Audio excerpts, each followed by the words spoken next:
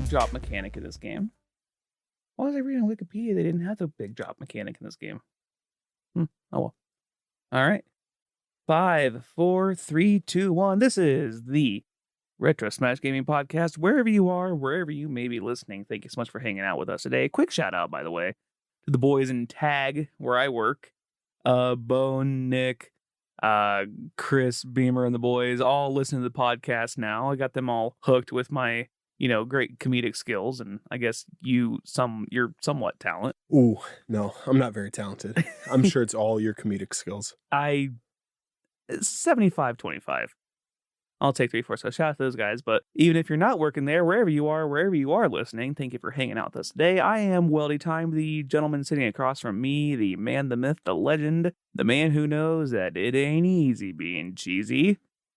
He's Eric. Eric, how are we doing today, sir? What's going on? Nothing much. What's up with you? I've been playing Aria of Sorrow. I came in here, you're playing Aria of Sorrow, and I was really super excited. Like, how do you like it so far? I enjoy it. It reminds me a lot of Super Metroid, just the Metroidvania. I'd played a few of them since then. This seems to be one of the better ones. Now, I remember you saying that you played Symphony of the Night, but like a little bit. Oh, I wouldn't even say I played it, honestly. Because I just got to where, I don't know, you ran into Dracula. Oh. The first time. Like the first time. Within 2 minutes of the game. So you literally walked like 100 steps, got to Dracula, said, "Die, monster, you don't deserve to live in this world." And like, "What is a man?" And then you fight, and that's all the further you got. I don't think I fought him. Oh my god. Yeah, it was just one of those things. I booted it up to see what it looked like and whatnot. I had no intentions of playing it at that time. Oh, that was okay. So, fun fact, that was actually the closing scene from a different Castlevania game. So it kind of like just led you into the story for Symphony of the Night. So Symphony of the Night looks nothing like that. Does it look better or worse? Much, much better. Oh, okay. Yeah, it looks and plays better. Which because weirdly, I thought it looked good there. Well, yeah, but like Symphony of the Night looks, I would say Symphony of the Night is the best one out of all of them. Aria of Sorrow might be number 2. So you hit on a really, really good, one of the really, I would say, better Castlevania games. I did that intentionally. Oh, yeah? You hear they're better, and you want to play the better ones. Right. I've tried playing the first one, maybe the second one. Couldn't really get into it too much. I didn't want to get into it because maybe one day we'll review it. But I was just kind of left with feeling, after the first one. So you're talking like the original NES one? Yeah. Okay, Yep. So that's apples to oranges. Like here. Versus what? Like, because the original Castlevania NES is more of a platformer, where this is Metroidvania style. So, I mean, it is a platformer in itself, but it's more of like an open map kind of concept. And it's like just a whole leveling up process. But there were only a few Castlevanias that did that, correct? Aria of Sorrow and Symphony of the Night and Harmony of Dissonance? I think Harmony of Dissonance was like that. No, actually, I never played a Harmony of Dissonance. Yeah, I do believe you are correct, because I played only Aria of Sorrow when I got the DS collection recently, the Castlevania DS collection, but that was the only one I played out of it. Collection? Advance, I'm sorry. Yeah. Yes, Advance. That was the only one I played out of that. So I hadn't got to Harmony of Dissonance yet, so I really don't know. But honestly, a big push for me to play it was playing Bloodstained before. Yeah. Like, dude, I fucking dig this. This is a really fun game. Yeah. And I know it got its inspiration from Castlevania. Okay, I'll try it. So I tried Aria of Sorrow. I'm like, this is fucking good. See, play this. I walked in and you had made actually like a lot of progress. Because I remember you just texted me the other day and said, "Hey, I'm playing this." Or either I was streaming or you told me you were playing it. Yeah, I was watching your stream the other day. Oh, thank you for watching. Yeah, for sure. Oh, thank you. Well, I'm glad you like it so far, because that was a game that kind of like what you did with Symphony of the Night. I did the opposite. Like, I got as close as I could to the end and just never finished it. How close were you? You were telling me this before we started recording, but how close were you? So everyone knows. I was very, very, very close. I think the only reason I played that is because I wanted something to play during Halloween time. So I was playing like Castlevania games during Halloween time, and I'm like, this was getting a little repetitive because I don't like to play games for more than a week or whatever. But I played that, and then I switched to Super Castlevania 4, which was my favorite. And then I played Zombies Ate My Neighbors on Halloween Day, which was a tradition. Okay, so Super Castlevania 4, that's not a Metroidvania, is it? No, that's just a straight platformer. And that's your favorite one, though? Yeah, it's my favorite one. But like you said, that's apples and oranges. One being more Metroidvania, the other being more straight platformer. Right. I mean, the closest you're going to get to maybe like a Metroidvania style old game, I think Castlevania 2 is kind of like a Metroidvania style game a little bit. Simon's Quest? Yeah. Is that it? Yeah. Yeah, and it's Metroidvania. I know that one gets a lot of hate. It does. It gets a lot of hate. If you want to play like a modern, and by that I mean like a spiritually retro style, Metroidvania style, like Castlevania style game, play Infernax. You were telling me about this a couple weeks ago. Yes. I mean, it's not like, the same timeline or anything like that, but it's very, going through castles, going through like, it's very much the same, like leveling up power and defense and this and that and the other. And it's very technically sound when it comes to like platforming. I highly recommend it. I really like that game. Is this something you're trying to speedrun? Or were you just playing it for shits and A giggles? little bit of both. I watched a couple friends play it. Yes. Yes, he does have friends. I do have friends that I haven't made up, I promise. Arabelle was playing it and played the what I thought was cool, played the Konami Code version. Spanky, who is one of the three in the Victory Achieve podcast, he was playing it as well. But one thing I noticed with him is I think he played the game evil, because when you get to a save point, like it's supposed to be meant to, you get like a prompt that says like, I'm going to say a prayer here or something. And then you re-heal and you save the game there. Only when he saved, his character had like an evil look on his face that says, I pray to no one anymore. I'm just kind of curious. Like, I didn't play enough into Infernax to really see what was happening when it came to being a good character or a bad character. I don't know. I've always played good characters in games. I always feel like it's easier. Boring.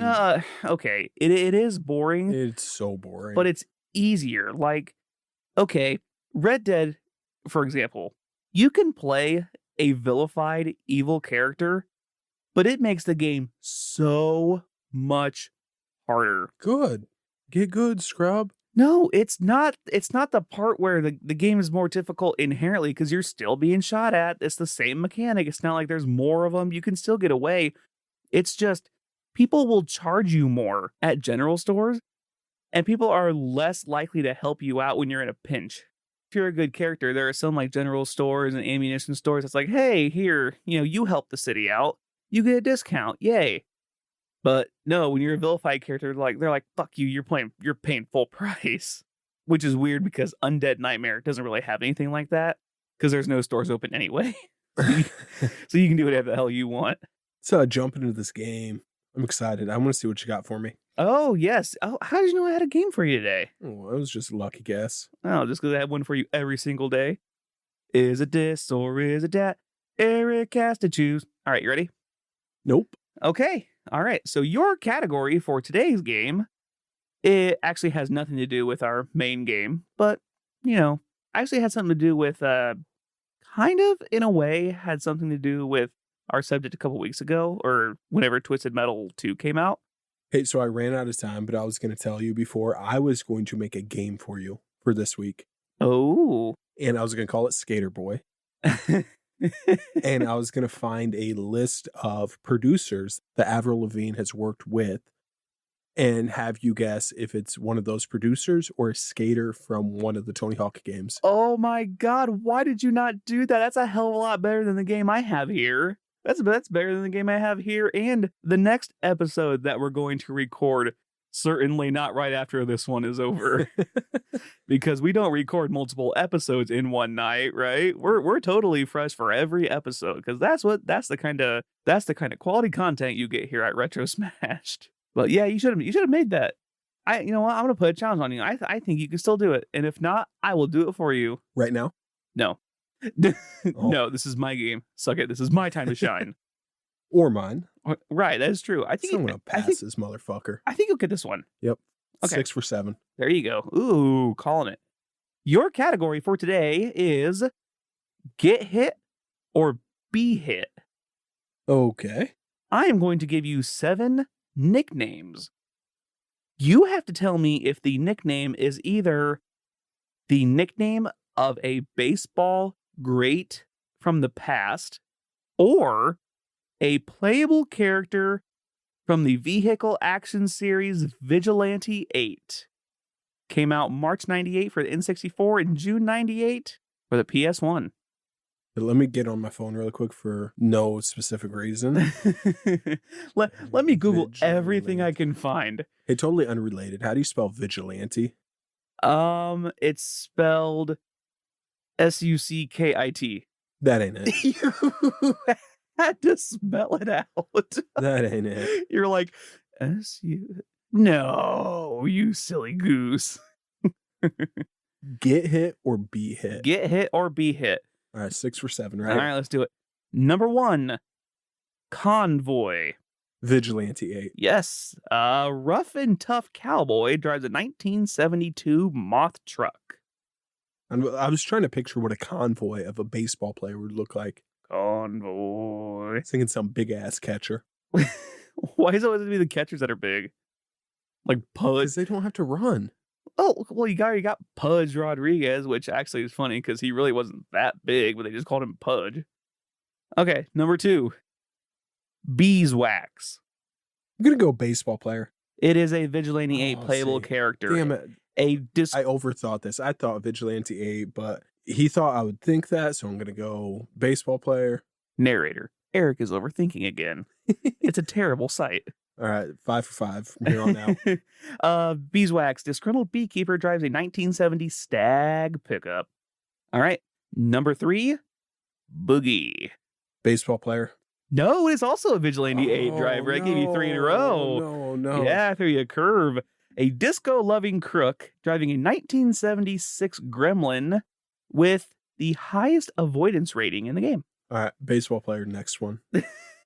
Automatically, you're not even gonna. Yep. Not even. Full send. Full send. So number 4. I'll give you the name though. Number 4, Crime Dog. Oh no. I'm gonna overthink this. Go baseball player. It is a baseball player. You were right. Whew. Fred McGriff, first baseman, 5-time. I remember this. Yeah. 5-time All-Star. Won the World Series with the Braves in 1995. Got the nickname from Chris Berman. And from the Scruff McGruff, the crime dog. Help take a bite out of crime. I totally forgot about that. Yeah, there you go. I reached right back in the recesses of everybody that's listening to this because everybody's probably over the age of 30 that can remember Scruff McGruff. You too can take a bite out of crime. All right, 2 for 4. We got to get 2 of the next 3. You got this. Number 5. Baseball player. Big Hurt. Baseball player. It is a baseball player. Frank Thomas. I'm on to you. White Sox. I'm on to you. White Sox, 521 career home runs, inducted into the Baseball Hall of Fame in 2014. Number 6, Slick Clyde. Baseball player. No, Vigilante 8 character. No. Not much known about this character other than drives a 1970 Clydesdale with high top speed. And finally, number 7, For the win. Houston 3. Oh, Vigilante. Oh, you figured it out. Yes, it is a Vigilante 8 character. Ooh. I gave you 5 Vigilante 8 characters in that game.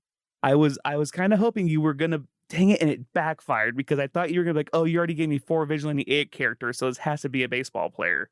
No, but you I overthink a lot. I overthink a lot. That pisses me off. I overthink a lot, but I wasn't counting how many of each. I was hoping you would. I count more the order. God, I was really hoping you were going to actually count how many because I was going to throw you a curve this time. See, that's a baseball joke, kids. That was the worst pity laugh I've ever heard. It's like Kawhi Leonard's laugh.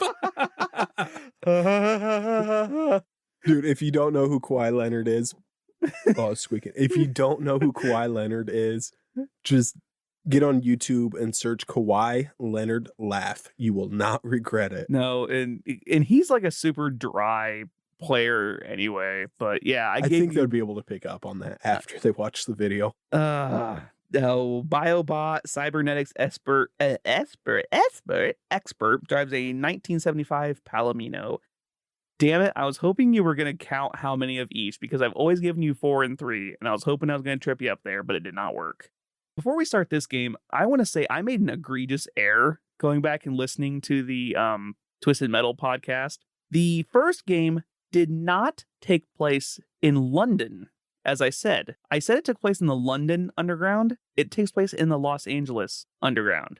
See, I know what you guys all thought, that Nick knew everything, but he's willing to admit his mistakes. See? He does not know everything. That's how you grow. You see, in our second year of doing this, I'm growing as a podcaster. And shrinking as a person. Oh, that's cute. Thank you for noticing. Thank you for noticing. All right, THPS2, developed by Neversoft and Activision, released September 20th, 2000 in North America on the PS1. Later ported in 2001 to Windows, Game Boy Color Advance, and was released in Europe. Shout out to our European friends. In also 2000 on September 29th, so a few days later. Dude, I cannot think of Neversoft without thinking about that animation in the beginning of the game with the eye. With the spear coming down through it? No, I can't either. Actually, such a great little animation. I don't think of the best. I don't think I can think of any other.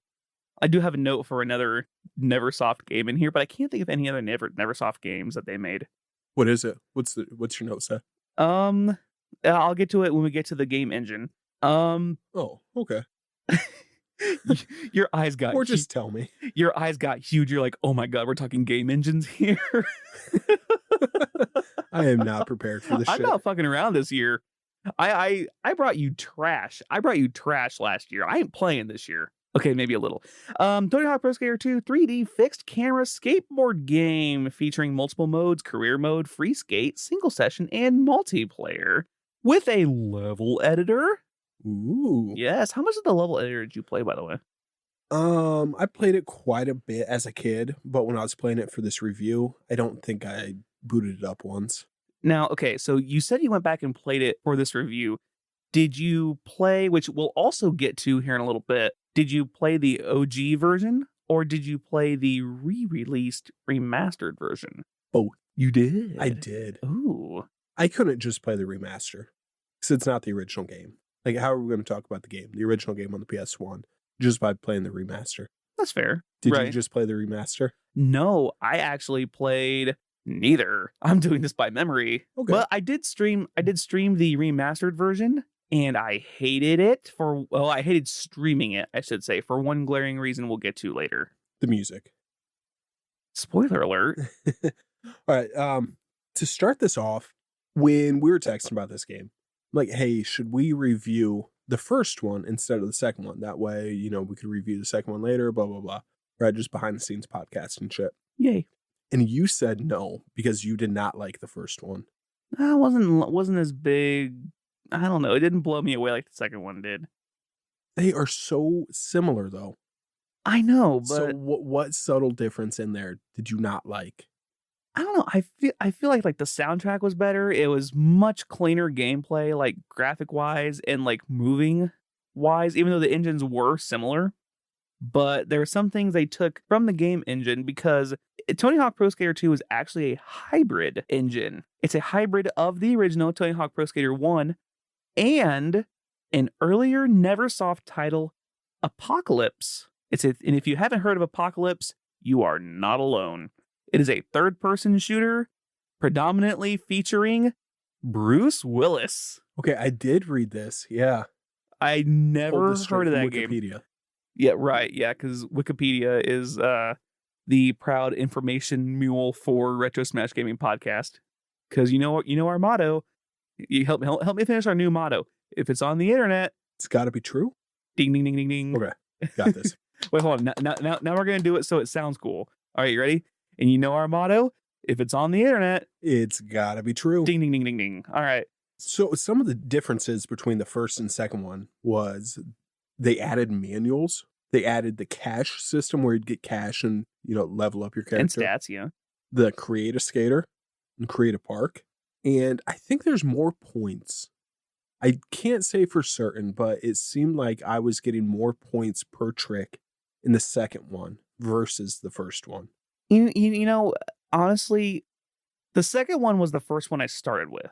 So I first started playing the second game. I first started playing the sequel. Okay, that makes sense. Because the second one's definitely better, but I think the first one's still pretty good. So if you played the second one first, going back and playing the first one is like a dumbed down version of it. So I get it.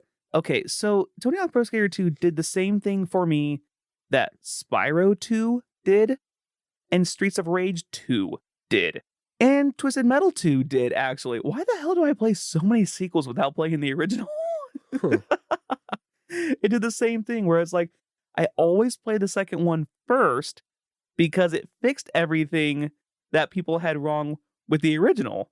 And that's why they were all so much better. Yeah, but when they came out, did you not get the first one because people were saying these bad things about it, then they improved? Or is it just kind of how it happened? I think it's just how it happened because, the hype around Tony Hawk Pro Skater 2 was huge. It was the reason that I was a skateboarder for about 6.5 seconds. Dude, so many people had that same experience, though. Right. Well, my mom wouldn't let me get a skateboard. But my cousin had a skateboard. Dude, what were you gonna skateboard down your fucking country road? We had concrete floors in our garage. I mean, I was gonna probably drive or ride off the back end, and I don't know.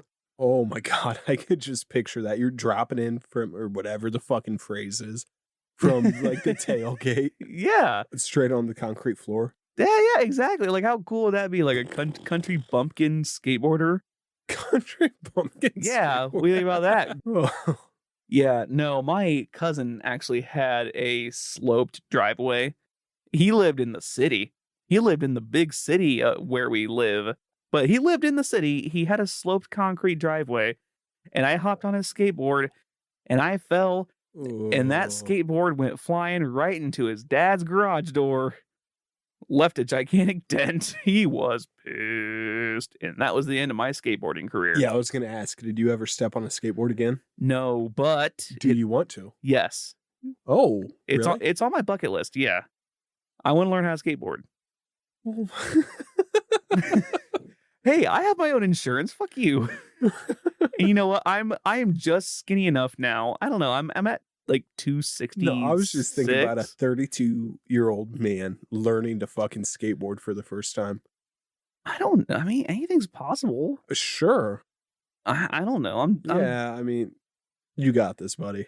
You got this. After you laugh, please first. Let me be there when you learn. You laugh first, and then you say you got this. And literally, I was just complaining to you right when we got here that, like, now that I've lost so much weight, I don't have an ass anymore. So when I sit down, I'm sitting right on my tailbone and everything hurts. Oh, so when you fall off the fucking skateboard, that's going to be worse. But yeah, my skateboarding career lasted 6.5 seconds. So I got all my jollies out of playing this game. Didn't really play a whole lot of the multiplayer mode. I played a lot. I played with myself a lot. But what was your main experience with this game? Like you, I played with myself a lot. Nice. And I also played Tony Hawk Pro Skater 2 quite a bit. Oh, bazing. Yeah, most of my experience was single player, but I did play quite a bit multiplayer. This game is great multiplayer. It is. There's so many good game types. Graffiti was fun. Tag, and my personal favorite, horse. Jinx. Double jinx. My strategy with graffiti was hit as many things as I can. Mm-hmm. Don't worry about high score yet. Just go through and just tag every single thing. And then, you're a minute in, then you could go through and start trying to steal them. But it's just kind of a quantity thing. Right. And it seemed to work quite a bit. Which is funny because graffiti was like the opposite of horse, because graffiti was all about quantity, where horse was about quality. Dude, but the best part of horse was changing the name for horse and just coming with the most fucked up shit. Well, what was it? Like, you have a maximum of like 18 characters. So, like, when my cousins did come over, we would play like 7-hour games of horse. No, count these letters, okay? ANALOVER.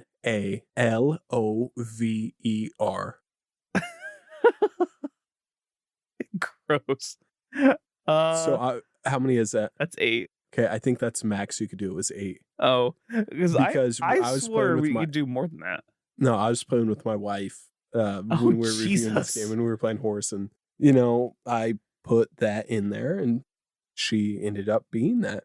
Oh, nice! Shout out to what's her Twitch name? 99 Problems wife. No, Eric's hot wife. Oh, Eric's hot wife. Eric's hot wife. I figured she would have. I figured her Twitch name would be The One Problem. Well, I don't think she knows my Twitch name. Oh, one of your 2 Twitch names, your alter ego. What's my other one? Padiximi. What's that? Okay, so I lost my password, and I was trying to watch you stream one day, and I could not get the password reset for whatever reason. I was having problems with it, so I just made a new account. Which disappointed me. I made you a mod in my channel and you lost your password. Dude, I'll get it back. I mean, at this point, like, I know it's just going to take 10 minutes of work. And actually, I think if I log in on my computer instead of my phone, it will log me into the 99 Problems. Gotcha. Yeah, but I spelled it PUDIX. NME. NME, yeah, INME or something like that. Because I just wanted to hear you say it. And I said it, and it took me a minute to realize what I was saying. Anyway, so we're talking Tony Hawk Pro Skater 2. Yeah, and it's funny because like this brings us back to like our teenage mentalities, because that's when this came out. This came out when we were, preteen or teenage years. Yeah, it was preteen, I think. What year did you say it came out? 2000. Okay, But so I mean, we were 10. Yeah, 10, 11. I didn't play a whole lot of like the level editor. I played more of the career mode, and I loved doing just the free skates. How much of the career mode did you actually play for each character? I'm just kind of curious. For each character? Yeah. Oh, I didn't play with different skaters. Oh, you played with one. Yeah. Who's your main? All fucking day. Same Z's. Nuts. It's all vert. All vert. That's why I played with Bob Burnquist, because he was total vert. Because I mean, you have from the lineup, you have Tony Hawk, you have Bob Burnquist, you have like Kareem Campbell, Bucky Lassick. Dude, I just thought Bob Burnquist was cool because he had the fucking cargo shorts. and the now, bucket. How lame is that to say today? What's wrong with cargo shorts? We'll come back to this. We're not doing I'm not going to tell you the Daniel Tosh joke about cargo pants and cargo jokes. No. Let's hear it. No, I'm not going to tell you that. But playable. Okay, I played as Bob Burnquist, but every character had they were either more street, more vert, or they were kind of like both. Tony Hawk, Bob Burnquist, Kareem Campbell, Rune Glifberg, Bucky Lassick, Chad Muska, Andrew Reynolds, Jeff Rowley, Eric Costin, Steve Caballero, Elisa Steamer, and Jamie Thomas, and Rodney Mullen. I think I played with Jamie Thomas a little bit too. I tried using to be honest, I don't think I looked at their stats when I was a kid. Oh, you didn't? No, it was just who looked the coolest. Oh, I know Bob Burnquist had highest air, because I always played with somebody who was more air. Me too. I put more into the air than I did grinding or all those other ones. It was air and hang time. So I'm like, because my thinking was the longer I'm up in the air, the more tricks I can do. Well, then that would be, I mean, you can do hang time, but isn't that like more attributed to like speed? I put up speed too. Yeah, because it was speed, hang time. Now, Kareem Campbell was good because I think he had the best street stats. He was better in like the competition, like, because out of this 2 of the 8 stages you did in career mode, they were actual like competitions. It wasn't like a free skate. Right. And I know that in Versailles, France, there wasn't, I mean, it was, yeah, like an actual skate park, but there was more like rails and stuff. Yeah, so he was better to use. Yeah. Picnic tables. And I think he was better to use there because you can actually string using manuals, high combo tricks together. Yeah, and that's really the key to this game is stringing the tricks together. Yeah. Something you couldn't do in the first one is when you land, do a manual, get to the next ramp or start grinding or some shit like that and get those multipliers in there. So you could get some high fucking scores. Or What do you think the highest score you've gotten is? I want to say mine was in the 70,000s. Mine was 6.5 trillion. I also used a Game Shark.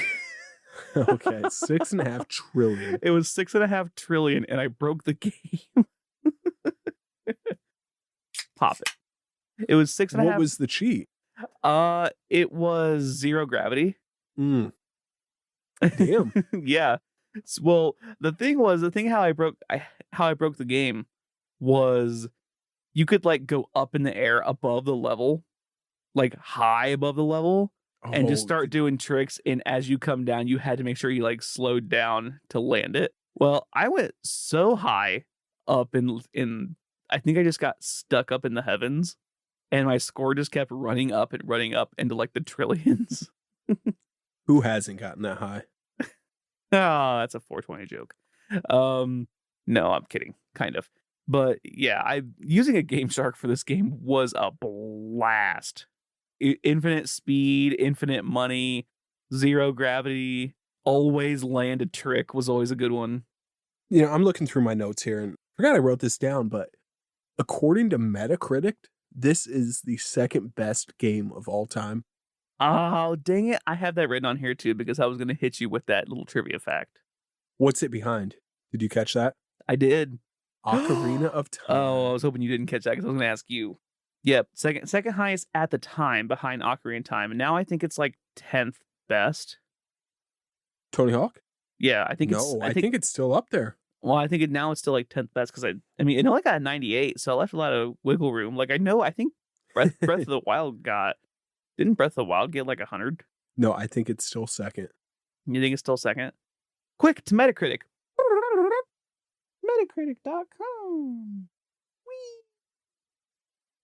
Oh, it is still up there second. Okay. Yeah, all time, all platforms. Yeah. Ocarina of Time 99, Tony Hawk Pro Skater 2 98. Now here we go. Let me hit you with GTA 4 for PS3 and 360 both got 98. Soul Calibur for the Dreamcast got a 98. 6, 7, 8, 9, 10, 11, 12, 13, 14, 15, 16, 17, 18. 18 games got a 97. Damn. Yes. Can you name any of them? Oh, GoldenEye? No, not seeing GoldenEye on here. Oh gosh, man, I can't do this. Yeah, if you think very broadly, you could probably get it. Super Mario World? No, but there's a Mario game on here. All right, fuck this game. So yeah, it was really highly rated on Metacritic, but it's not without its flaws. Right. Let's bitch about this game for a second. Go ahead. I hate the camera at times. It can be so hard to see what's coming up, just because the camera angle you're at sucks. So you mentioned tag earlier for the 2-player mode. Right, yeah. That is so fucking hard. It is, because like if somebody passes you, to get turned around quickly, or if you're in a corner and you pass them, it's almost impossible. It kind of had that Twisted Metal 2 kind of effect where like if you're turning really quickly, like the camera can't keep up almost. But I feel like it does a good part most of the time. Like we're watching a playthrough right now because we do this from time to time. We like just turning sharply left to right, like what happened right there. You only see the backside of the character, you don't see it like in real time. And again, I don't know if that's just a product of the time or if it's like, because I really didn't play any Tony Hawk's really after this. Like I know you said you played Underground, didn't you? American Wasteland. Wasteland. Okay. You played American Wasteland. Now, was the camera in Wasteland better? Do you remember? I would think so. I can't say for certain. I don't remember. But I'm thinking the very first level, the warehouse. When you grind across the propeller right in the half pipe and go into that little room. Right. To see where the cache is when you're going up the ramp, and trying to find where the cache is to hit the ramp at the right time, it's really hard. It kind of sucks. You're constricted in you are constricted in very small, enclosed, spaced environments. I'm understanding what you're talking about. Yeah, camera-wise, it's not you're all very... the time. Right. But I mean, it's like, we're watching right here, we're watching the Venice Beach, and whoever's doing the playthrough of this game, they're in a very small, Oh, that's not small. He's in that little spot right behind where you start. It's almost like a bowl. Yeah, I was gonna say, it's the only kind of bowl in the game. In this level. Right, in an open area like that, it's fine. The camera's fine. But when you start to get really tight maneuvering in, like you said, closed off spaces, ugh. Like the camera just does not keep up. But again, that could be a product of its time, honestly. But I think for the most part, I feel like it was okay. It did what it was supposed to. Now, was it a little awkward at times? Yeah. Did it feel a little clunky? Sure. But I feel like the majority of the game, I feel like it did what it was supposed to do. The camera looked fine, and it wasn't unplayable. No, by any means. Not at all. Game Rankings had it as the 20th highest scoring game of all time. Game Informer also gave it a 10 out of 10. Ooh, I think that's pretty good. So we're talking about the graphics, we're talking about the gameplay, we're talking about the maneuverability, but I know there's one other area that you're dying to talk about. I know you want to talk about the fucking soundtrack. Ooh, yeah. You want to talk about the soundtrack. This was the point of contention in our favorite songs, because I had made the argument that I feel like games like this, where they're throwing a whole bunch of songs in there, shouldn't really count as a soundtrack. But you could almost make the argument that every single one of these songs was made for this game. You could almost make that argument. That's how good this soundtrack was. I think my argument when we did that episode was the point of the music is to set a tone for the game. Yes. The music chosen for this game sets the tone. It is... I don't know where I had it on my list. Do you remember? You had number 1. Okay. I had it number 1 because it's a great fucking soundtrack. You know, maybe one of the best ever. If you want to argue your bullshit that it's not one of the best soundtracks because it wasn't made originally for the game, whatever, dude. Fuck off. Jesus Christ. I'm right here, man. Come on. Oh, that sounded like... That was mean. Was that pain in your voice? It was. I'm sorry. No, and here's the problem I'm having. I streamed the re-release of this game that just came out. Now, thanks to Twitch and its DMCA anti-copyright policy, in order to avoid getting any kind of copyright strikes against my channel, twitch.tv/WeldyTime, in order to avoid getting any kind of copyright strikes against my channel, I had to play this game on stream without music. Let me ask you this. The game is copyrighted, right? I'm not getting into this argument with you. I know where you're going with this. I'm not looking for an argument, but I'm saying the game is copyrighted and you could still play the game on stream. Why can't you listen to the music? I don't know. Is it because there are people that are saying you shouldn't be able to stream the game either without paying the developers? And that's a whole conversation for a whole nother day. Well, you obviously don't think that. No, I obviously don't care. But I care enough to play this game without the soundtrack, and it sucked. It was boring as hell without the music. That's interesting. I don't think I've ever tried playing with that, but like thinking about it, I could definitely see that. I could see why it would be a lot more boring. 0 out of 10, do not. It was a totally different game. It was a totally different game trying to play this without the soundtrack. The original bass soundtrack for Tony Hawk Pro Skater 2, Blood Brothers by Papa Roach, Bring the Noise by Anthrax and Public Enemy, Guerrilla Radio by Rage Against the Machine, Pin the Tail on the Donkey by Naughty by Nature, You by Bad Religion, When Worlds Collide by Power Man 5000. You could stop right there. You could stop right there. 5? Is that what you named? 6. I had 6 right there. You had No Cigar by Millencolin. You had B-Boy Document 99 by the High and Mighty, featuring Mos Def and Mad Skills with a Z. Naturally. Oh my God. This is the most 2000s phrase I think I'm ever going to say in my life.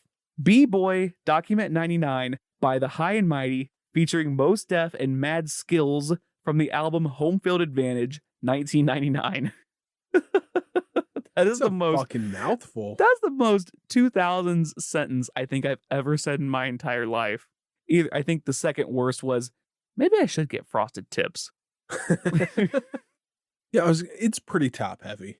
It's very top heavy. But I mean, the Blood Brothers and Guerrilla Radio, and there's the Power Man 5000. When Worlds Collide. Yeah, those are staples. Like, you would hear those on mainstream radio, and that's I put those on my fucking iPod because of this game. Yeah, and I think that was one thing that threw me for a curve. That's a 2000 statement. Yo, dog, I downloaded these from LimeWire. Napster.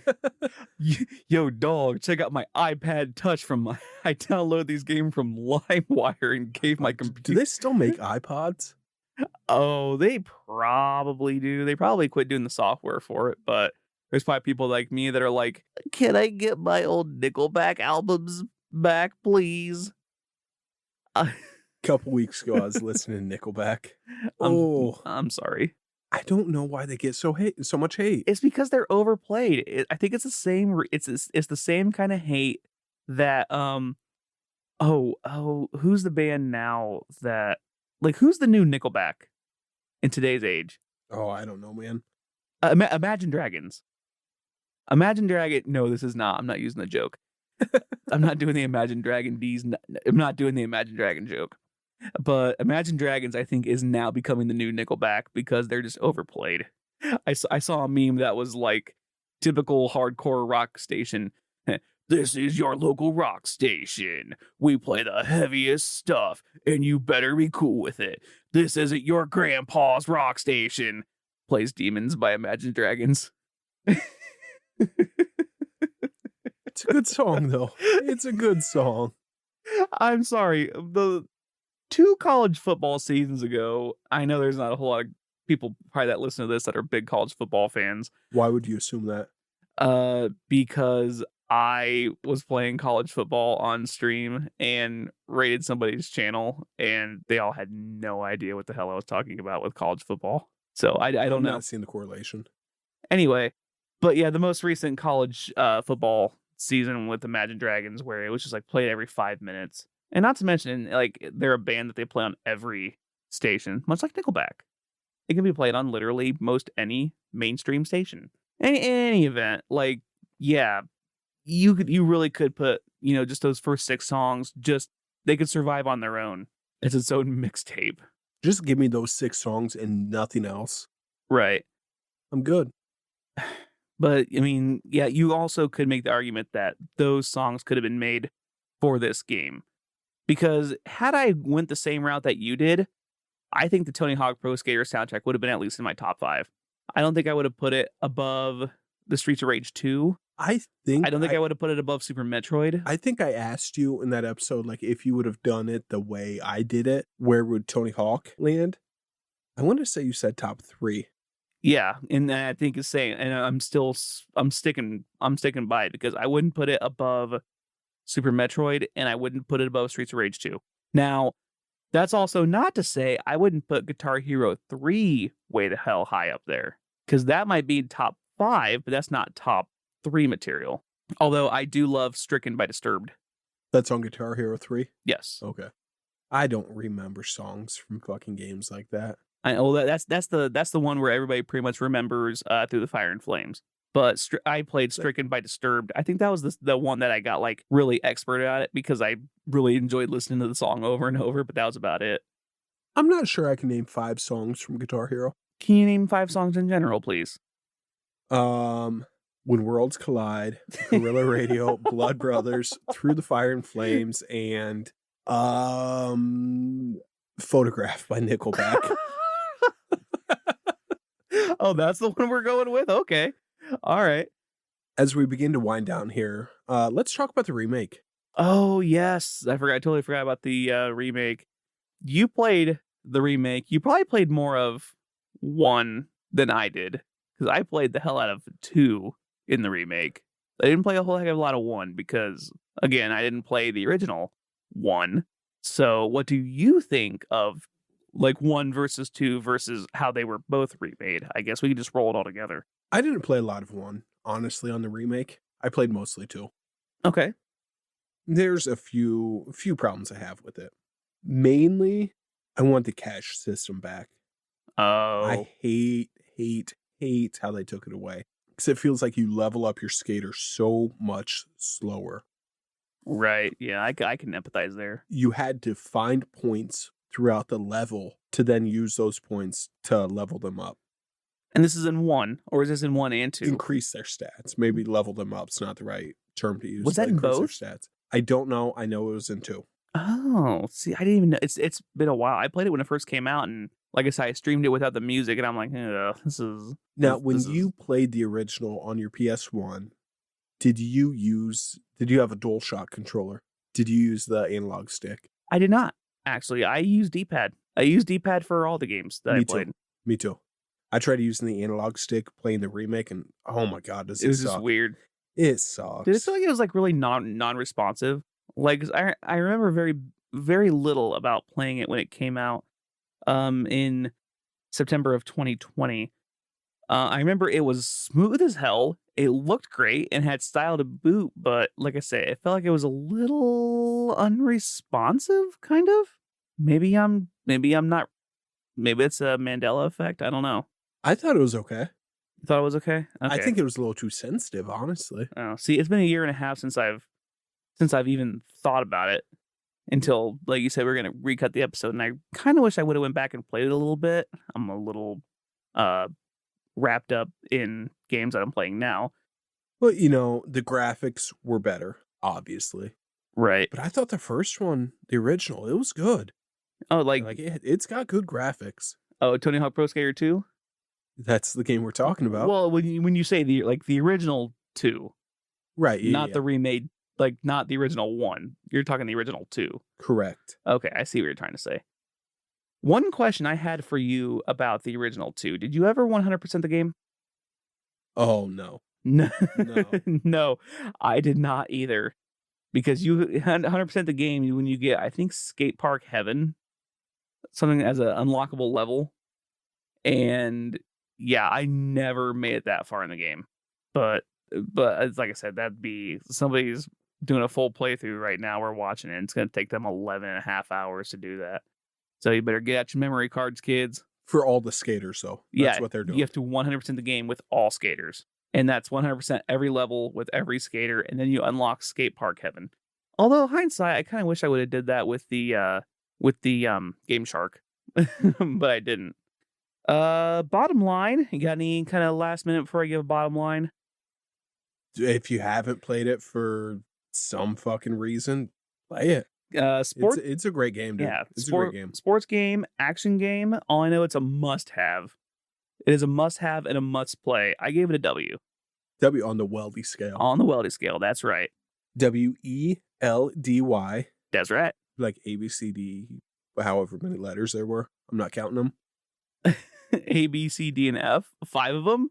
Well, in Weldy. Oh, in Weldy. Yeah, 5. I was trying to go letter for letter, and yeah, it didn't work. I know you make me count to 7 all the time, but can you count to 5? I guess we'll find out on next week's episode if Eric can count to 5. All right, if you think this podcast didn't suck, then please consider rating and reviewing us on your podcast platform of choice or telling a friend. You can also follow us on Twitter at retro_smashed and Nicholas over there on Twitch at WeldyTime. That's me. Catch us next week when we talk about Super Mario Bros. Ooh, spoilers. Spoilers. Thanks for listening. Bye, kids.